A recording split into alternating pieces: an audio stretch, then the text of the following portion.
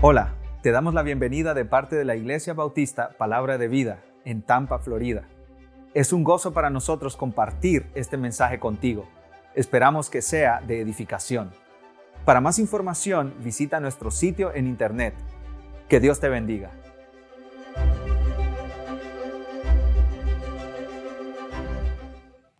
Una de las noticias más difíciles que podemos dar a otros es la muerte de un ser amado, ¿no es cierto? ¿Te ha tocado decir alguna vez a alguien, ya murió? ¿Ya falleció?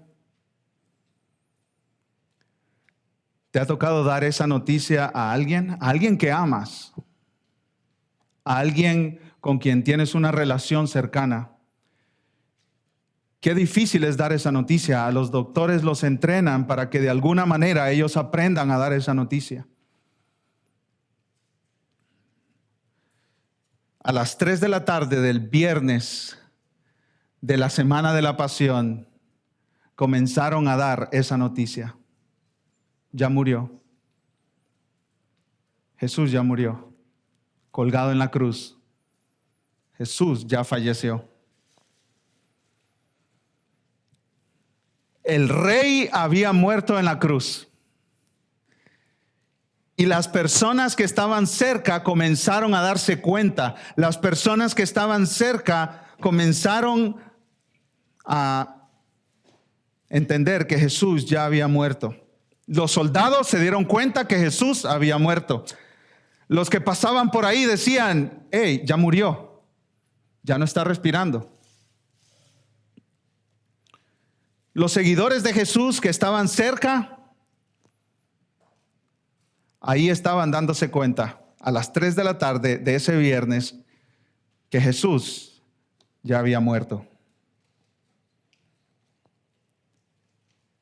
Estamos a punto de concluir la serie de predicaciones del Evangelio de Marcos, mis hermanos.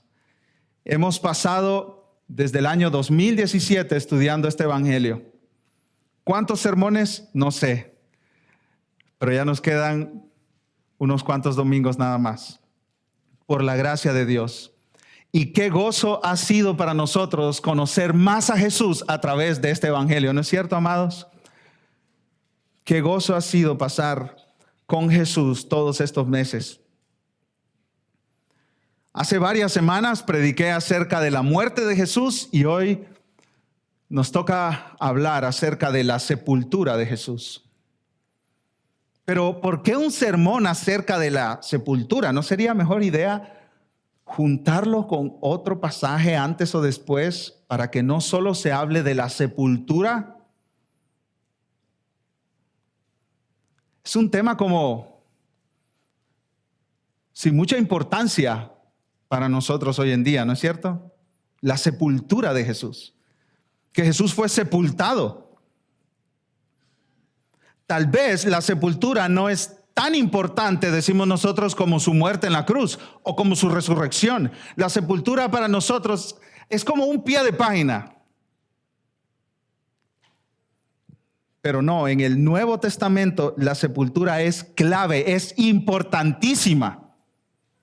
Al mismo nivel que la crucifixión y la resurrección de Jesús. Pablo resumió el Evangelio en 1 Corintios 15. Y él dice, porque primeramente, versículos 3 y 4, os he enseñado lo que así mismo recibí. ¿Cuál es el mensaje del Evangelio? Que Cristo murió por nuestros pecados conforme a las Escrituras y que fue sepultado y que resucitó al tercer día conforme a las Escrituras. Pablo no se saltó la sepultura de Jesús. El apóstol Pablo, cuando habla a los romanos acerca del bautismo, en Romanos capítulo 6 les dice que nosotros fuimos muertos con Jesús cuando Jesús murió en la cruz, fuimos sepultados con Él y resucitamos a una novedad de vida, a una vida nueva. La sepultura de Jesús es importantísima. ¿Qué dice Pablo en Romanos 6? Que todo aquel que ha puesto su fe en Jesús, murió con Jesús al antiguo hombre, al antiguo yo, fue sepultado con Jesús y resucitó con Jesús para vivir una vida nueva, diferente, porque ahora todo el que está en Cristo es una nueva criatura. ¿En qué se basa Pablo para decir todo eso? En la muerte de Jesús, en la sepultura de Jesús y en la resurrección de Jesús. La sepultura no es un pie de página que está por ahí. Es algo clave en la historia de redención. Es algo importante y les adelanto cómo va a terminar este sermón. Es algo importante la sepultura porque Jesús murió de verdad. Él se enfrentó con ese enemigo que tú y yo tenemos, al cual tanto tememos. Jesús, podemos decir en un lenguaje casi poético, que vio la muerte cara a cara y la venció. Él pasó por esa tumba a la que tú y yo no queremos llegar, al menos no pronto. Él llegó a esa tumba en la cual tú no quieres ver a tus hijos, en la cual tú no quieres ver a tu esposo o a tu esposa, en la cual tú no quieres ver a tus padres, a la cual tú no quieres llegar, ni aunque tengas 100 años. Jesús llegó a esa tumba y esa tumba vacía nos da a nosotros esperanza y nos guía a tener un entendimiento correcto acerca de la muerte, de este tema del cual no nos gusta hablar. Cristo llegó a la tumba. Él fue puesto en una tumba. Y nosotros, sus seguidores, recordamos que Cristo murió en la cruz, fue sepultado y resucitó al tercer día. Y eso nos ayuda a vivir con esperanza. La sepultura de Jesús, hermanos, no solo nos da esperanza, sino que también nos ayuda a defender la verdad de su resurrección. Todas las teorías que tratan de negar la resurrección de Cristo tienen que responder la tumba vacía. En otras palabras, si tú estás aquí y tú no crees que Jesús resucitó de los muertos, como los ateos, agnósticos o los maestros de nuestros muchachos en las universidades que no creen en lo sobrenatural, no creen que Jesús resucitó de los muertos, como tu papá que no cree que Jesús resucitó de los muertos, como tu primo que se burla de tu fe. Todos los que niegan que Jesús resucitó tienen que pasar por la tumba, tienen que responder la tumba vacía. Imagínate qué tan importante es nuestra fe, qué tan importante es el concepto de la tumba en nuestra fe. Porque Jesús salió de ahí. Y fueron los fariseos a ver la tumba y no estaba Jesús ahí. Todas las teorías que tratan de negar la resurrección de Cristo tienen que pasar por la tumba, tienen que pasar por el sepulcro. Si no pasan por ahí, no pueden defender su teoría de que Jesús no resucitó. ¿Cuáles son algunas de las teorías de que Jesús no resucitó? La teoría del desmayo, por ejemplo. Jesús en la cruz se desmayó, no murió. Lo bajaron y se lo llevaron de ahí a otro lado. En otras palabras, no pasó por la tumba, porque estaba vivo.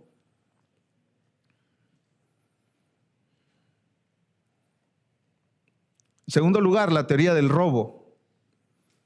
Sepultaron a Jesús, pero se metieron a la tumba sus discípulos, o José de Arimatea, o quien sea, y se lo robaron y lo escondieron. Su cuerpo muerto fue escondido.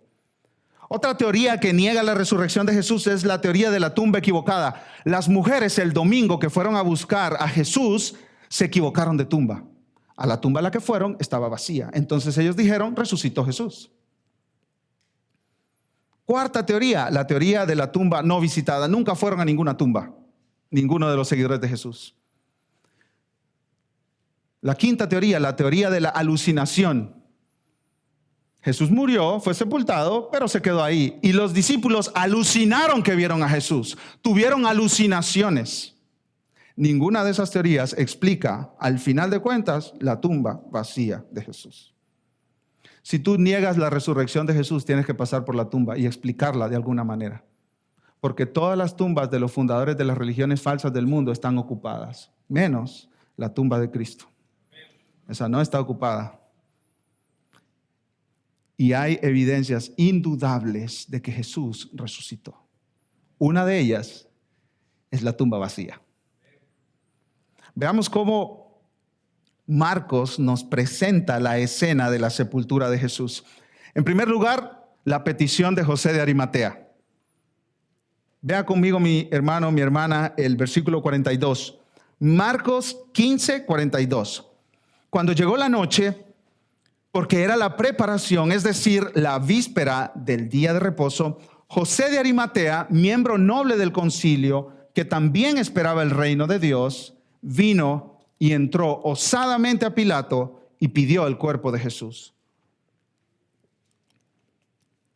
Como les dije, Jesús murió en la cruz cerca de las 3 de la tarde del viernes.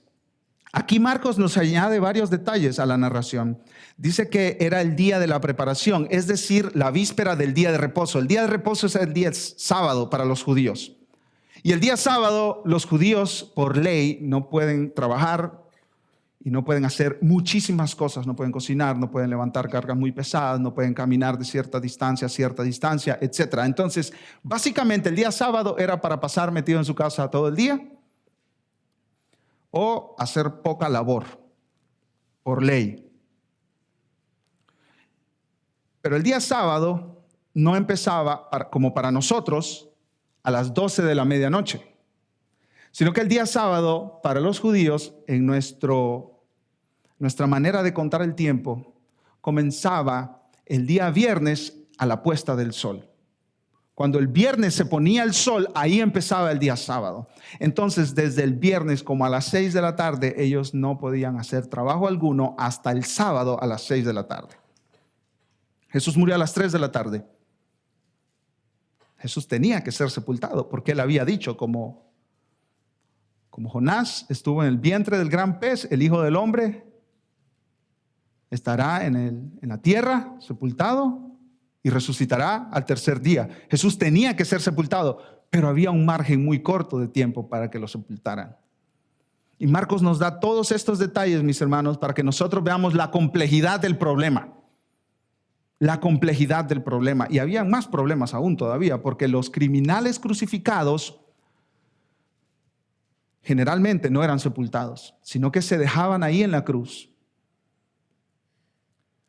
para que animales de carroña, de rapiña, se los comieran poco a poco. Los crucificados tardaban varios días en morir colgados en la cruz. Algunos llegaron a tardar 2 o 3 días para morir en la cruz. ¿Y qué hacían a veces para acelerar su muerte? Les quebraban las piernas, como lo hicieron con los criminales que estaban a la derecha y a la izquierda de Jesús. ¿Por qué? Porque al quebrarles las piernas, ellos ya no podían levantarse de esa posición tan incómoda para respirar.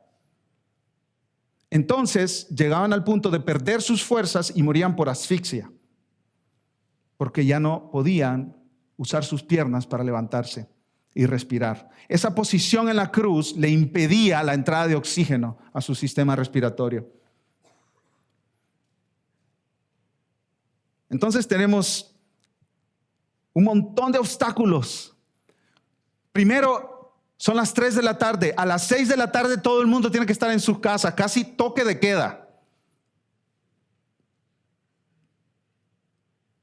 No solo eso, sino que los cuerpos de los crucificados quedaban ahí, colgados en la cruz, por días y días y días y días, hasta que morían. Y no solo eso, mis hermanos. Rara vez las autoridades romanas entregaban los cuerpos a los familiares o amigos cercanos de los crucificados, porque los crucificados eran criminales, eran revolucionarios, mercenarios en contra del imperio romano. Por eso estaban en la cruz. Y lo que hacían era dejarlos ahí como una lección para el mundo entero. Si tú eres un revolucionario en contra del imperio, esto es lo que te va a pasar. Y después, cuando los criminales morían en la cruz, los tomaban y los echaban al basurero municipal de la ciudad. El Gehenna, o como sea que se pronuncie esa palabra. Y ahí los criminales, sus cuerpos se calcinaban. La situación estaba compleja para que Jesús fuera sepultado, pero Dios es soberano. Él tiene el control de cada detalle de la historia. No hay nada, amados hermanos y hermanas, no hay nada que se le pase por alto a Dios. Nada, no hay nada en este mundo. Dice el hermano R.C. Sproul, no hay ni un átomo que vaya haciendo lo que quiera sin el control soberano de nuestro Dios. Solo hay 3 horas. ¿Cómo Jesús va a ser sepultado? Su mamá María está en shock. No puede encargarse del cuerpo de su hijo. Sus discípulos todos huyeron y el único que estuvo cerca de la cruz en un momento, el apóstol Juan, está cuidando a la mamá de Jesús, a María. ¿Dónde están los fieles seguidores de Jesús? ¿Dónde están los que le juraron seguirlo hasta la muerte? ¿Dónde están? Se desaparecieron. ¿Quién pedirá el cuerpo de Jesús? ¿Quién pedirá a Jesús para ser sepultado? Y aquí Marcos nos dice que aparece un hombre de la nada. Este hombre no ha sido mencionado en toda la narración del Evangelio de Marcos. ¿Cómo se llama este hombre? Se llama José, pero había muchos Josés en el primer siglo, como hay hoy en día también. Pero este José era un José muy específico. Era José de Arimatea. Una ciudad, se calcula, a unas 20 millas de Jerusalén. Seguramente este José vivía en Jerusalén, porque la narración nos dice que tenía su tumba familiar en Jerusalén. Pero este personaje no es cualquier José de Arimatea. Este personaje es miembro noble del concilio. Y aquí el lector que está en el Evangelio de Marcos y que está concentrado en su lectura, que sabe lo que está leyendo, tiene que decir, ¿y de dónde salió este hombre? Porque el concilio es el Sanedrín. El Sanedrín era un grupo de 70 hombres que gobernaban Israel. Era el poder máximo de la nación entera. Y ellos habían pedido que Jesús fuera crucificado. Ellos odiaban a Jesús y durante toda la narración del Evangelio de Marcos, Marcos nos dice que el Sanedrín estaba en contra de Cristo, en contra de la obra de Cristo, odiando a Cristo. Y Marcos aquí de repente mete a José de Arimatea en la narración. Y este hombre es miembro del Sanedrín. Y es un miembro noble, o sea, que es de la alta cúpula de los que gobiernan en Israel. Y otros evangelios nos dan el detalle de que era rico, de que este hombre tenía muchos recursos, mucha plata. Solo el hecho de que él tenía una tumba que la mandó a hacer cavada en la piedra, te dice mucho de los recursos que tenía este hombre. Esas tumbas eran usadas para familias enteras. Se podían meter varios cuerpos ahí adentro. Algunas de estas tumbas tenían túneles internos donde tú podías ir como a visitar a todos tus parientes, como hasta adentro. Y eran reusadas una y otra vez y otra vez. Cuando ya un cuerpo se descomponía y fallecía el tío, entonces había que juntar los huesos, ponerlos por allá y poner al tío ahora. Este era un hombre de muchos recursos, de mucha reputación. No solo eso, hermanos, este hombre tenía tanta influencia, autoridad y poder en todo Israel que pidió una audiencia con el gobernador Pilato y se le concedió al instante. Así de poderoso era este hombre. Es como Como que a ti te llaman a las 3 de la tarde. Hey, necesito un puesto, mira, de maestro o de director de algún hospital público aquí. Y que tú digas, déjame a un par de llamadas. Y que antes de las 6 de la tarde tú ya le tengas el puesto a tu primo que te lo pidió. Porque tú tienes contactos con el gobernador del estado. Este José no era cualquier José. Este José era José de Arimatea, el noble miembro del Sanedrín, uno de los hombres con mayor autoridad en todo Israel. Y él, dice Marcos, esperaba el reino de Dios. Otros evangelios, el evangelio de Lucas nos dice que este hombre no consintió, no estaba de acuerdo cuando declararon culpable a Jesús en los juicios injustos que le hicieron en la madrugada del día viernes.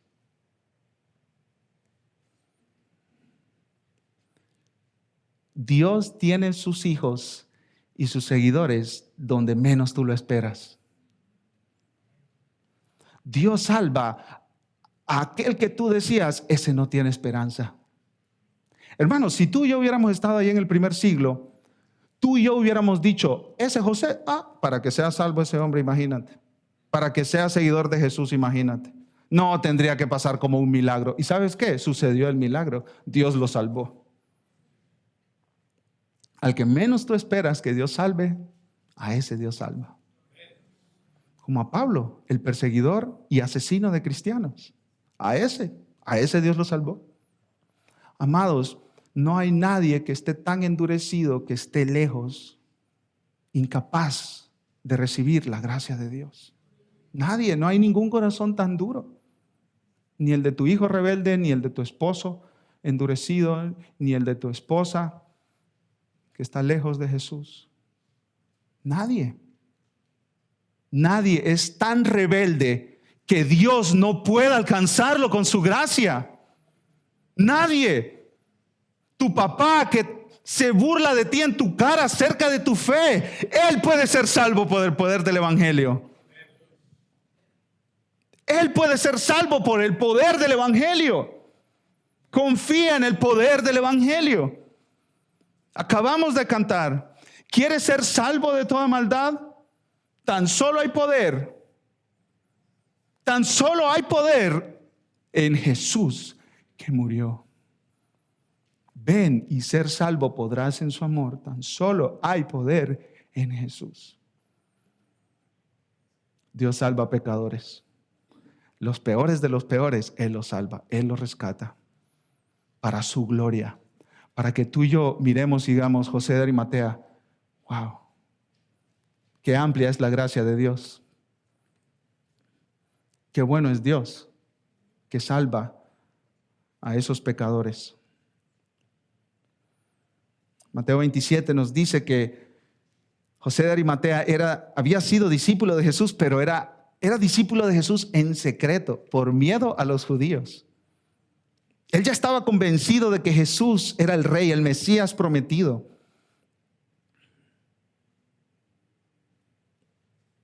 Ahora, Marcos continúa, mis amados hermanos, y nos dice que José de Arimatea vino y entró osadamente, con valentía, con valor, a la presencia de Pilato para pedirle el cuerpo de Jesús. Y esa palabra cuerpo ahí quiere decir cadáver, mi hermano.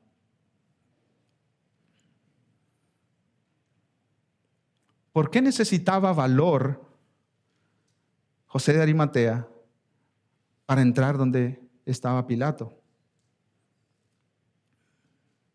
Amados, José de Arimatea se estaba declarando seguidor de Jesús al pedir su cuerpo, en primer lugar. Y eso, escucha esto, le quitaba casi automáticamente su poder, autoridad y posición social.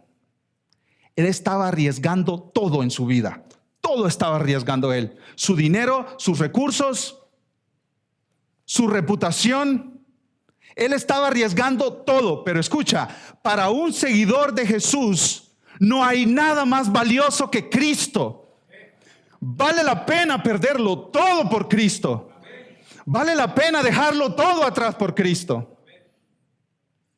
No como el joven rico que llegó con Jesús. Jesús le dijo, vende todo lo que tienes, dalo a los pobres y sígueme. ¿Y qué hizo el muchacho? Se dio la espalda y se fue y dijo, no, vale más mi dinero que seguir a Cristo. José de Arimatea fue todo lo contrario. Él dijo, reputación, no me importa. Prefiero a Cristo. Dinero, prefiero a Cristo. Posición social, prefiero a Cristo. ¿Qué dirá mi familia? Prefiero a Cristo. ¿Qué dirá mi esposa? Prefiero a Cristo. ¿Qué dirán mis hijos? Prefiero a Cristo. Prefiero a Cristo 1000 veces por sobre cualquier otra cosa. Amados, así piensa y habla un verdadero creyente.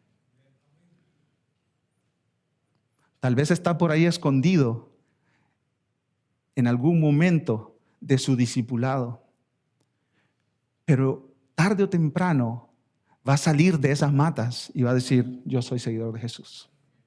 Tarde o temprano. La vida misma y el mundo mismo te va a presionar para que tú salgas de tu escondite. En tu trabajo, en algún momento tus compañeros se van a dar cuenta de que tú eres creyente. No puedes esconderlo por mucho. Si te da pena, olvida la pena. Porque tarde o temprano, quien tú eres saldrá a la luz. Y esa es la verdad con todos los creyentes. Se llenó de valor José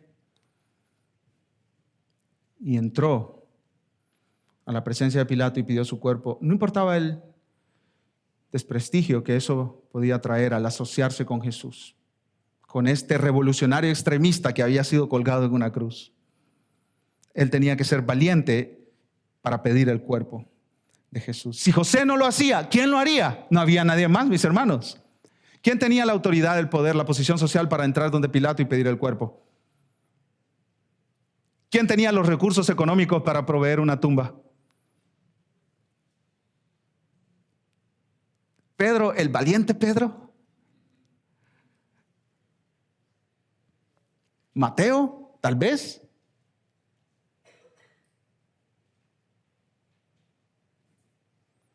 Ninguno de sus discípulos. Todos habían huido. María estaba destrozada. Los hermanos de Jesús no creían que Él era el Mesías. Tal vez ni tan siquiera estaban en Jerusalén. ¿Saben cómo Dios proveyó una sepultura para Jesús? Usando a un desconocido de los seguidores de Cristo. ¿Cómo Dios proveyó sepultura para Jesús? Dios usó al menos probable de todos a José de Arimatea, soberanamente organizando la historia, decidiendo cada detalle de lo que sucede en este mundo. Dios es un Dios soberano y escucha esto, Dios siempre provee para sus propósitos. Siempre. Dios siempre provee para sus propósitos. Lo que Él quiere se hará, punto. No importa lo imposible que parezca.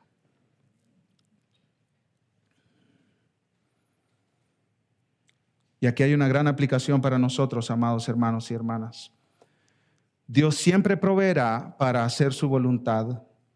Dios proveerá siempre para hacer lo que Él desea hacer entre su pueblo. ¿Se necesita dinero? Él lo proveerá. ¿Se necesita gente? Él la proveerá. Se necesitan pastores y maestros, Él los proveerá. Se necesitan siervos, Él los proveerá. Un espacio para reunirse, Él lo proveerá. Familias piadosas, Él las proveerá. Y al final, nosotros vamos a ver atrás y a decir, gloria a Dios. Tú diste todo, aunque parecía que no íbamos a tener nada. Dios proveerá para cumplir sus propósitos en tu familia, mi hermano, en tu vida.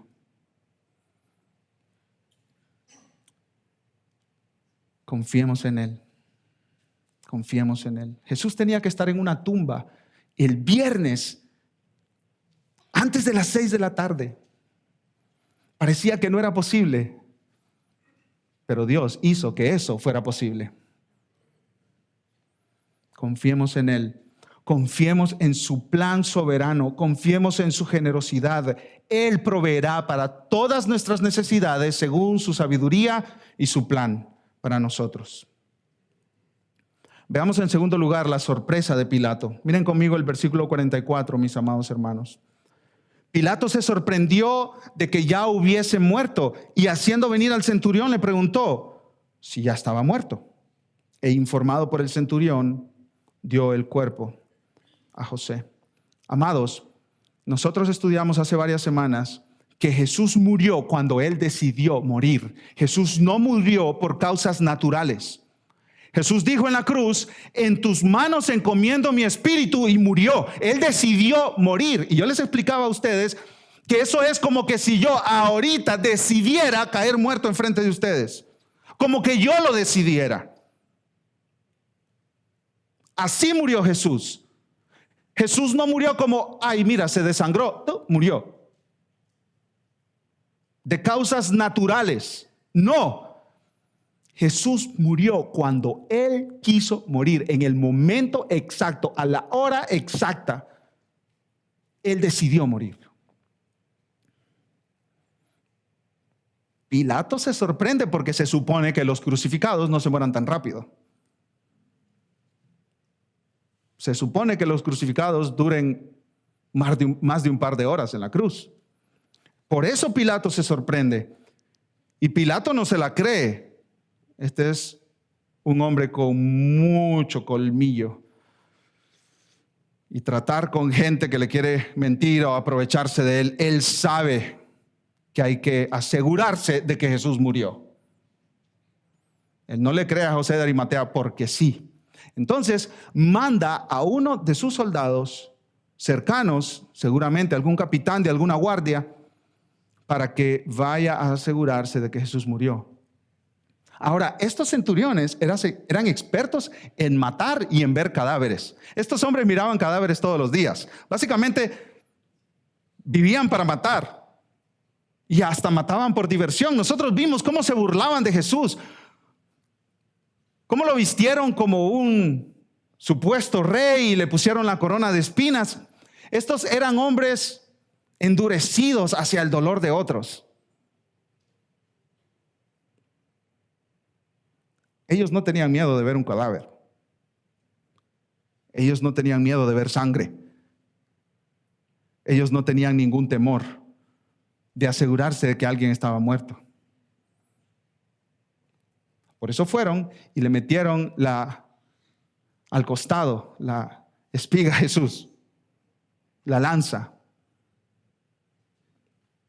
Ellos no tenían ningún tipo de miramientos para hacer eso. Lo hacían y ya.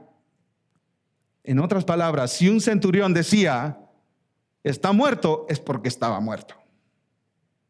Esa teoría del desmayo no funciona con los centuriones.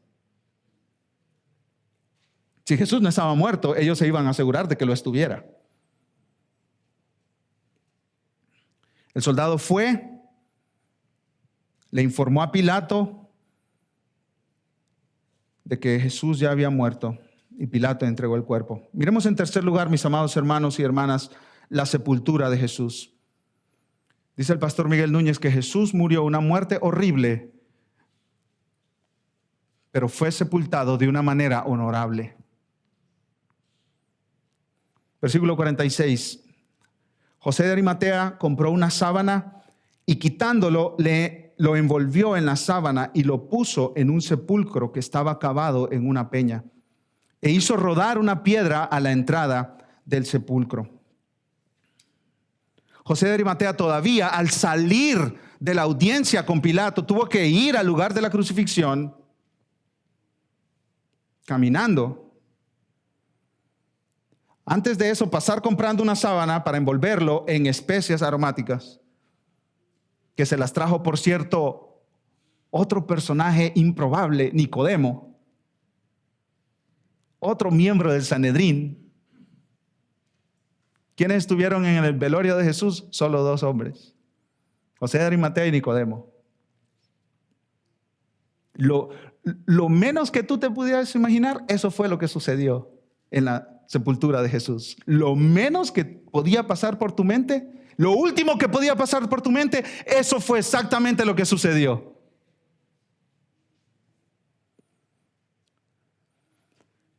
José de Arimatea, que era miembro del Sanedrín, no podía contaminarse tocando un muerto, pero ¿saben qué? A él eso nada le importaba.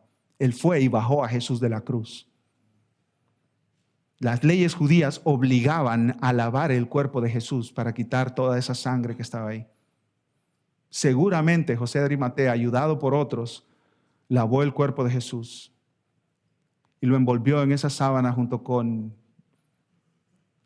unas cuantas libras de especias aromáticas que trajo Nicodemo.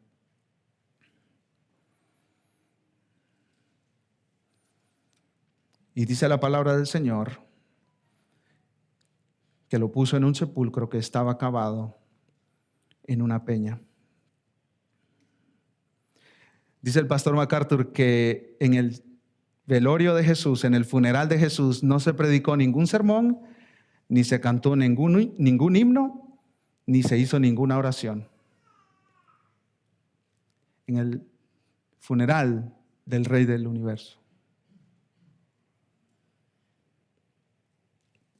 Ahora, mis amados hermanos, yo quiero aplicar de una manera muy específica esto que acabamos de escuchar. Jesús murió de verdad. Él se enfrentó a la muerte, podríamos decir, cara a cara. Él probó la muerte. Él fue puesto en una tumba. Él murió. ¿Qué viene a tu mente, a tu corazón cuando escuchas la palabra muerte? Especialmente cuando esa palabra muerte tiene que ver con alguien muy cercano a ti o contigo mismo. ¿Qué viene a tu corazón, hermano? Cuando se comienza una conversación sobre la muerte, generalmente nos ponemos intranquilos. A mí, honestamente, no me gusta hablar de la muerte. No me gusta. Yo me puse a hacer búsquedas de Google de la palabra muerte, en inglés, español, sepulcro, sepultura, y son bandas de rock, de heavy metal. Eso es lo que hay. Consígame usted a alguien que le guste hablar de la muerte. Yo espero que aquí no haya nadie que le encante hablar de ese tema. Pero aunque sea difícil, no placentero hablar sobre la muerte, hermanos, somos gente que está muriendo. Un puritano, Richard Baxter, decía: yo soy un hombre que me estoy muriendo, que predico a gente que se está muriendo. Por eso la urgencia. Tú y yo nos vamos a morir un día si Cristo no viene antes. ¿Qué piensas tú de la muerte? Hoy en día pensamos menos de la muerte que lo que pensaban hace 200 años. ¿Saben por qué? Porque las personas hoy mueren generalmente en los hospitales o en lugares de cuidado. Una persona puede hoy crecer hasta los 20, 30 años y nunca haber experimentado cercanamente la muerte de alguien. ¿No es cierto? Porque todos se van a morir allá. Antes la gente se moría en la casa de uno. Yo recuerdo a mi abuela, mi bisabuela, que se murió en nuestra casa. Y a mí me tocó ir a darle noticia de que ella había muerto a su hija. Pero aunque tú no hayas visto en tu vida a nadie muerto, ni quieras ir a hacerlo, tú te vas a morir. Mira, lamento ser ave de mal agüero, pero 10 de cada 10 personas se mueren. Eso está garantizado. Garantizado. Lo siento, hermanos. Me tocó a mí hoy arruinarles el día. 2 personas hoy en el mundo mueren cada segundo. 100 personas mueren cada minuto. 7,000 personas mueren cada hora. 150,000 personas mueren cada día. Tú no sabes, yo no sé si vamos a llegar hoy a las 6 de la tarde.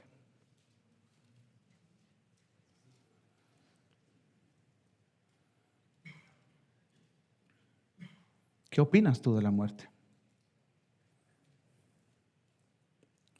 ¿Qué viene a tu corazón? ¿Cómo te sientes cuando tú piensas en la muerte? ¿Has pensado tú que tú puedes morir hoy? Saben, mis amados hermanos, los que nos hemos arrepentido de nuestro pecado y hemos puesto nuestra fe en Jesús, tenemos un Salvador que se enfrentó cara a cara con la muerte y la venció. Y dice Pablo a los tesalonicenses, el hecho de que Jesús venció la muerte, nos ayuda a nosotros a vivir con esperanza, a no vivir en terror de la muerte.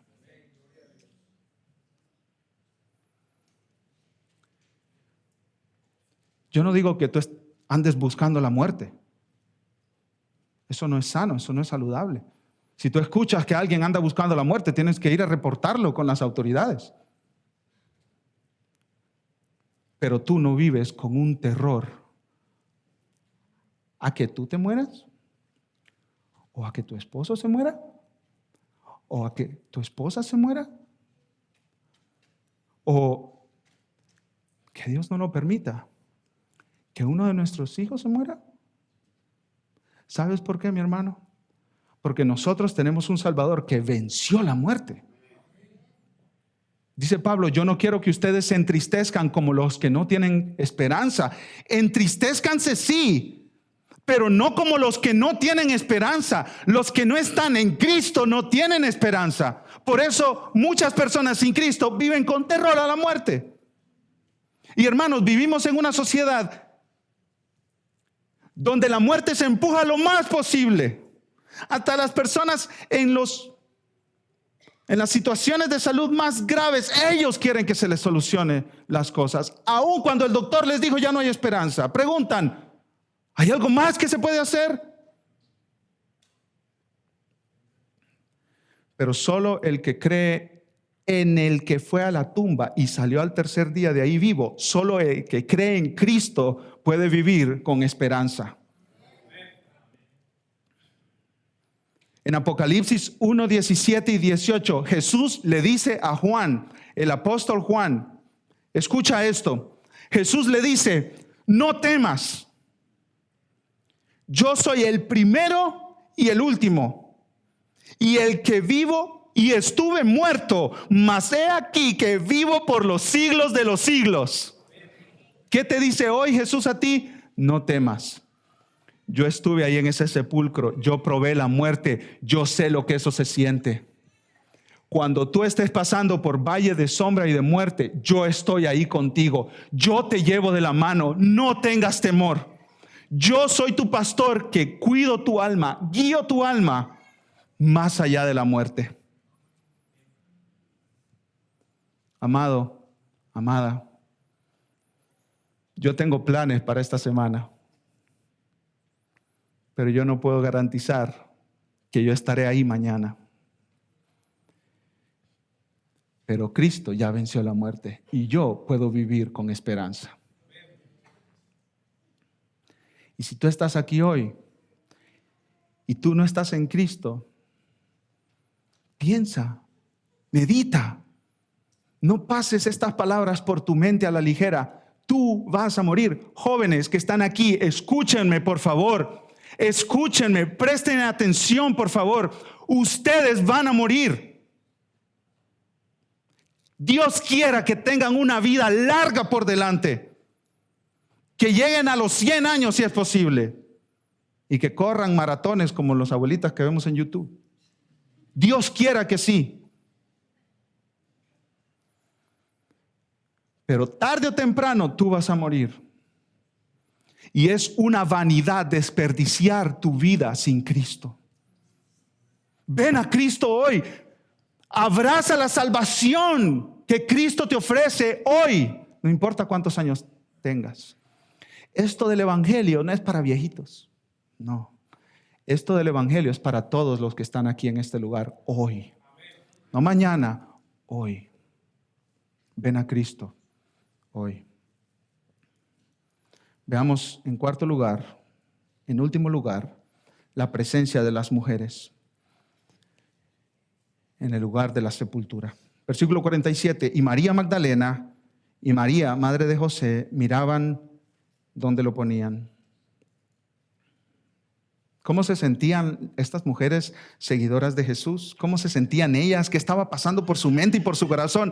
Hermanos, no sé, pero mil cosas. Seguramente a ellos se les oscureció el panorama, se les oscureció la vista. Ellas estaban angustiadas. Su rey, su Señor, su Maestro, su esperanza, su Mesías había muerto crucificado, ensangrentado. Pero ellas seguían ahí, pie del cañón.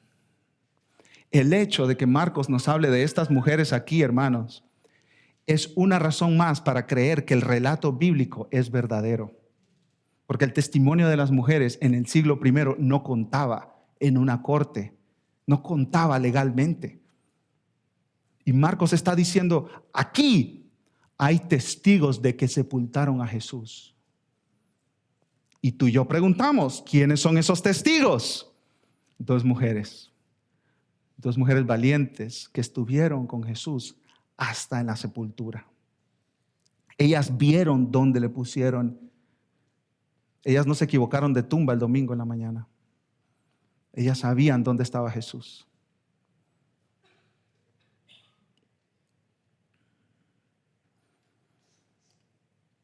Qué tiempo más difícil para estas mujeres, pero ¿saben qué? Ellas confiaron en su Salvador hasta el final. Hasta el final. En el momento en que ellas se encontraban en el valle de la sombra y de la muerte, ellas confiaron en su buen pastor Jesucristo. Así como tú y yo estamos llamados a confiar en Jesús, aún en el valle de la sombra y de la muerte. Yo estoy en una red de pastores a través de todo el mundo y un pastor nos mandó un correo electrónico el día viernes. Es un pastor en Irak. Ustedes han escuchado del conflicto, ¿no es cierto? Entre Estados Unidos e Irán. Ustedes han escuchado de la muerte del general del ejército iraní, ¿no es cierto? Ustedes han escuchado de las bombas y los misiles a la base militar en Irak. Y este pastor sirve a una iglesia y su casa está en Irak. Y de la ventana de su casa se mira la base militar que fue bombardeada por los iraníes. Y él estaba hace 2 semanas en Louisville, Kentucky, en una iglesia preciosa, Third Avenue Baptist Church, donde se escucha la palabra predicada y se canta el evangelio. Él estaba con su nieta de 18 meses en las piernas y tenía sus boletos comprados para regresarse a Irak el siguiente domingo, el domingo pasado. Y todo el mundo le estaba diciendo, no te vayas, no te regreses, no te vayas. Hay un conflicto grave allá, hay un conflicto grave allá. No te vayas, no te regreses. Y él dice, lo pensé. Estaba considerándolo, pero de repente empezamos a cantar un himno. Un himno cantado por toda la congregación. Y estas son las palabras de ese himno.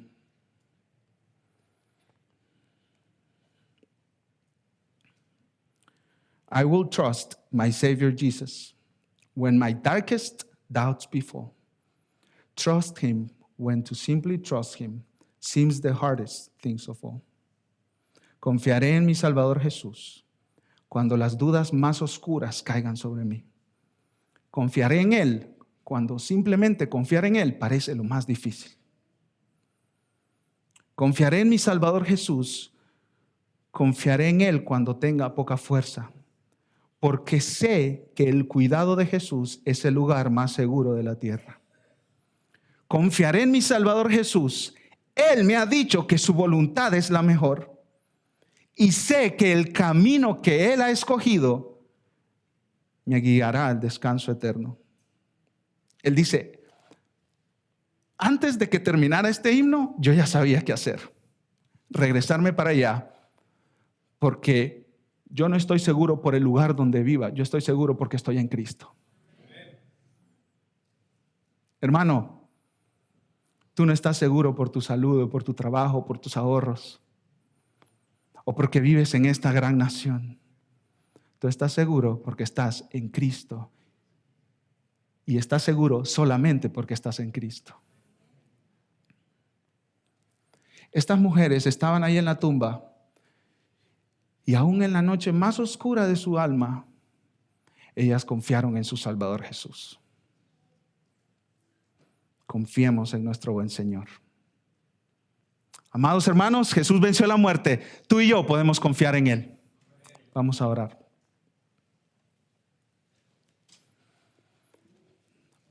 Padre, venimos delante de ti, Señor, para darte gracias, para darte la honra, la gloria y la adoración. Porque Jesús, tu Hijo, probó la muerte. Él fue a esa tumba. Esa tumba que representa para nosotros ese enemigo llamado la muerte, Señor. Podemos decir que Él vio la muerte cara a cara. Probó la muerte y la venció. La venció. Nosotros queremos ser, Señor, hombres y mujeres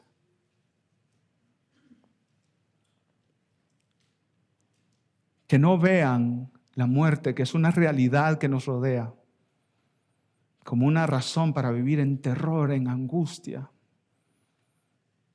sin paz, sin descanso y hasta sin sueño. Nosotros queremos ser hombres y mujeres que recuerden en Cristo y que recuerden la victoria de Cristo y que recuerden que Cristo es el Rey soberano que está sentado en su trono.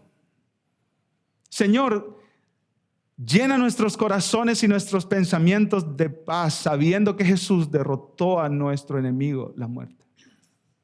Y que en Cristo estamos perdonados, confiados, seguros. Estamos seguros en Cristo. Padre, tal vez hay personas aquí que han venido hoy y que están pasando por la noche oscura de su alma, Señor.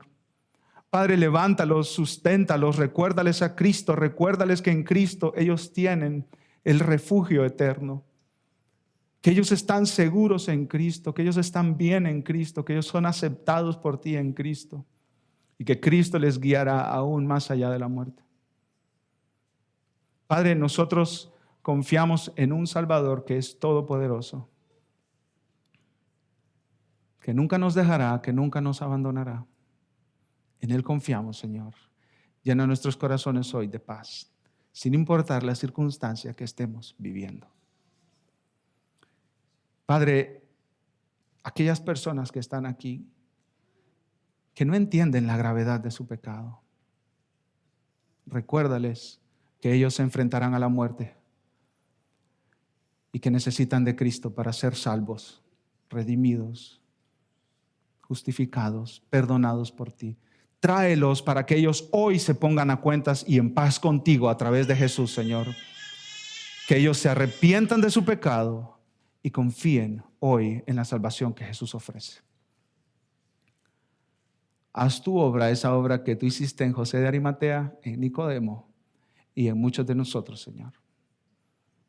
Haz esa obra que un hombre o una mujer no la pueden hacer. Solo tu Espíritu Santo, Señor. Confiamos en ti. En el nombre de Jesús. Amén.